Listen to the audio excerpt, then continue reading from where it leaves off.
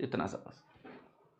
Triangle एबीसीएस में angle C 90 degree है, M और एन हमारे मिड पॉइंट्स हैं साइड एबी और एसी के, सीएम और बीएन इंटरसेक्ट करते हैं एक दूसरे को डी पर, बीडीसी हमारा 90 डिग्री है, बीसी हमारा 8 सेंटीमीटर है, तो बताना है बीएन कितना होगा।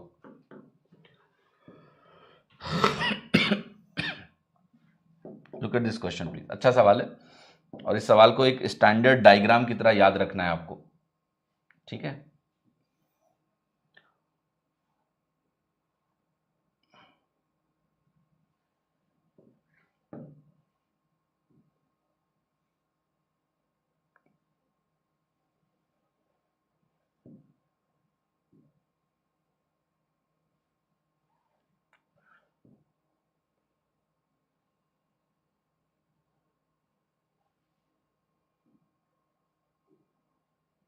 चलो ठीक है, कोई बात नहीं, इस थोड़ा बढ़ गया एक्स्ट्रा, कोई बात नहीं, यहीं तक कंसीडर करना है, ये 90 डिग्री है। अब देखो इस डायग्राम को कैसे समझना है। एक तो पहली बात, अभी ये डायग्राम थोड़ा ठीक नहीं है और उसका कारण क्या है, ठीक डायग्राम इसलिए नहीं है क्योंकि ये दोनों बराबर होने चाहिए थे, क्योंकि ये मीडियन है, ठीक है। तो आप भावनाएं समझ लेना कि ये दोनों बराबर हैं, ये दोनों बराबर हैं, क्योंकि ये मीडियन है, मुझे 90 डिग्री दिखाना जरूरी है ताकि विजुअलाइजेशन हो आपको। अब वो ट्राइंगल सही से बनाएंगे उस तरह का तो बन जाएगा, बट उसकी जरूरत नहीं है, आप बस भावनाओं को समझो। अब आप अगर बेटा इस वैल्यू को सपोज करो कि आपने कहा 2x है, क्योंकि ये मीडियन बन जाएगा, सेंट्रॉइड हो जाएगा जी, तो ये वैल्यू आपकी बनेगी x। अब ये वैल्यू अगर पूरी 3x होगी तो आपको पता है ये लेंथ भी 3x के ही बराबर हो जाती है। क्यों क्यों मैंने कहा कि ये 3x के बराबर है? हाँ जी, क्योंकि यहां पर, एक मिनट अभी इस डायग्राम को करेक्ट कर लेता हूं ना, कंफ्यूजन होगा, क्योंकि एंगल सी को भी मुझे 90 डिग्री दिखाना ही पड़ेगा। So let us first make it little better, थोड़ा सा बेटर बना देते हैं डायग्राम को।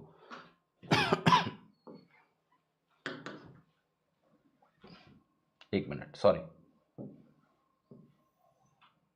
ऐसे बना लो, ठीक है।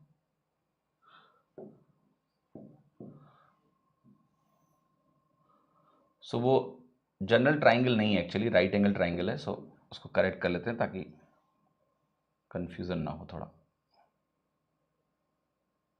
हाँ, ये कुछ 90 डिग्री है, ये 90 डिग्री आपको दिया, ये भी आपका 90 डिग्री है।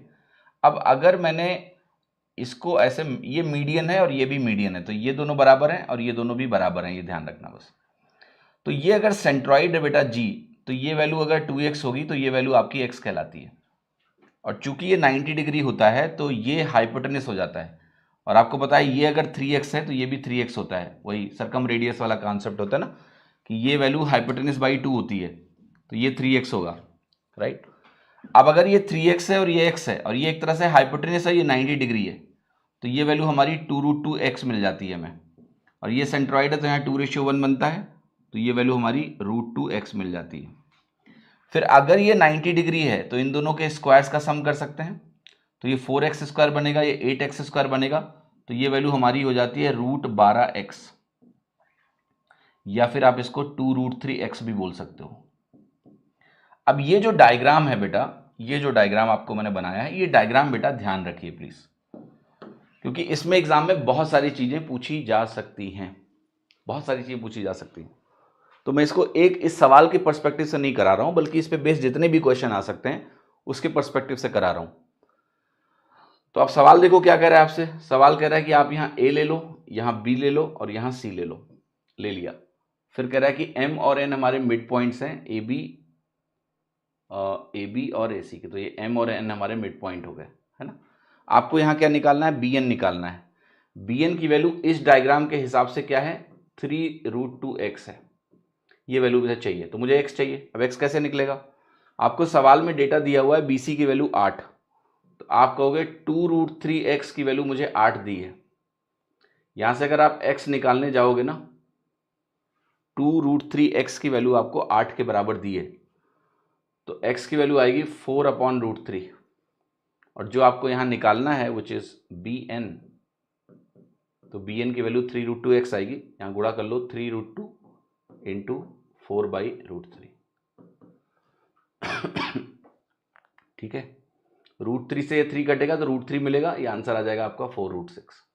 ये डायग्राम प्लीज याद रखो, एग्जाम में यहाँ पे बैठ के आपको रिसर्च नहीं करनी है, जस्ट नो दिस डायग्राम, क्योंकि इसमें कुछ भी हो सकता है। आपसे ये पूछ लेता तो ये 3x है, ये पूछ रहा है तो 2√2x है। जो एग्जाम में सब करना नहीं है आपको कि बैठ के वहां सोच रहे हैं।